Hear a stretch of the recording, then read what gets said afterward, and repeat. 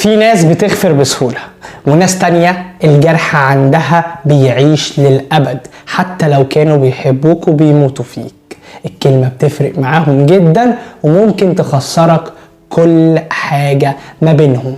النهاردة هكلمك عن أكتر 5 أبراج لا تسامح في الجرح منك، مش هتسامحك لو كنت جرحتها، مستحيل إطلاقا. يا ترى انت منهم؟ برجك منهم؟ وهل ممكن الابراج دي ترجع بعد الفراق؟ النهارده هنتكلم في الحلقه المميزه. خليني ابدا بالبرج الخامس تصاعدي كده.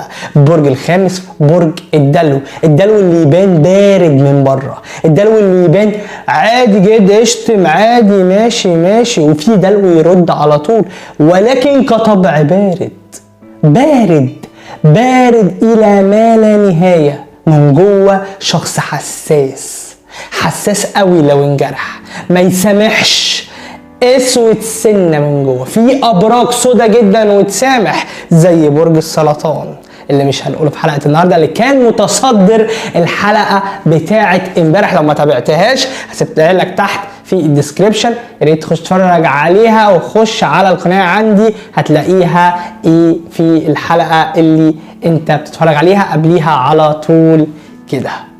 ولكن الدلو نيفر ايفر، مستحيل. ببقى مجروح جرح عميق ومش بعرف اسامح. يأتي في المرتبة الرابعة برج العقرب، اللي احنا اتكلمنا عنه برضو في الحلقة اللي فاتت. حلقة كانت مميزة جدا، يا ريت تخش تتفرج عليها، يا ريت تخش عندي على القناة وتتفرج عليها. يا جماعة الموضوع اسهل مما تتخيلوا في الابراج، لان هدف الابراج عندي ان اعرفك نفسك اكتر عن طريق برجك، وكمان تكون على وضعك. العقرب اللي مستحيل يسامح في الجرح، العقرب اللي صعب يسامح في الجرح، العقرب اللي كل حاجة عنده اقل كلمة بتعلم، وبيبقى كذاب لو قالك انا سامحتك. مستحيل العقرب، انسى. يأتي في المرتبة الثالثة العذراء، اللي دايما بيركز في اقل التفاصيل واقل كلمة، ومن الابراج اللي تقول عليها ده ما بيزعلش، ده ما عادي، ده بيسامح على طول. هو مش بيحب يكسف الناس ولا يضايق الناس ولا يزعل حبيبه ولا يقهره، ولكن التفاصيل الزيادة اللي بيركز عليها، التفاصيل الزيادة اللي بتكون محور اهتمامه، مستحيل ينساها. فمش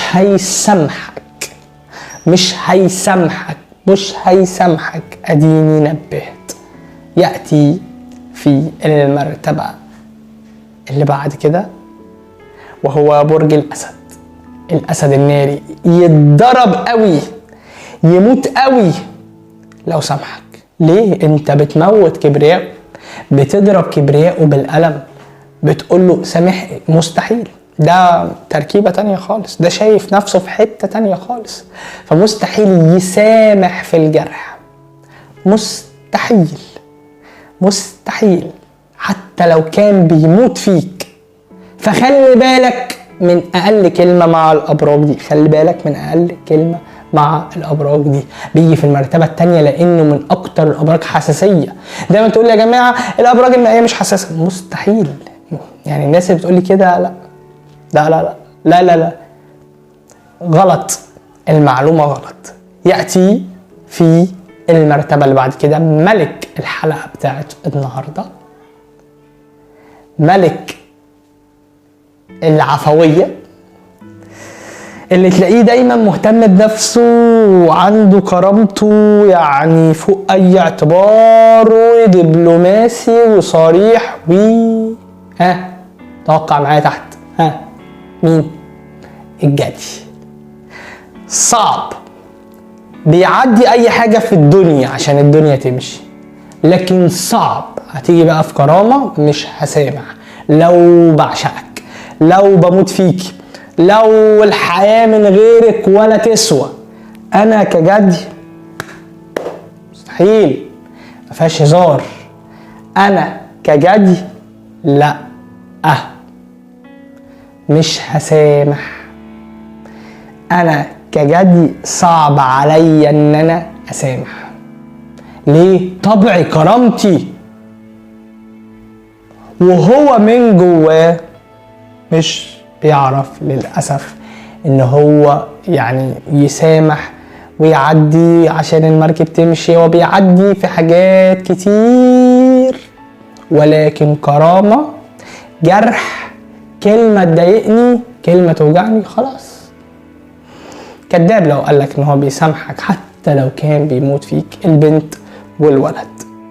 يا ريت تكتبوا لي في الكومنتات تحت البرج بتاعك من الابراج اللي احنا قلناها دي، وكلامنا صح ولا غلط، تعرف ناس كده ولا لا. شاركني في التعليقات تحت لان رايك يهمني جدا. واوعى تتردد في لحظه انك تكتب لي تحت في الكومنتات عن اي طلب انت عايزني انفذه لك انا هنا عشان خاطر اساعد حضرتك واوصلك اللي انت عايزه، لا اكتر ولا اقل. مش عايز منك حاجه غير انك تدوس لايك او ديسلايك، عبر برايك. استنوني في حلقات جديده.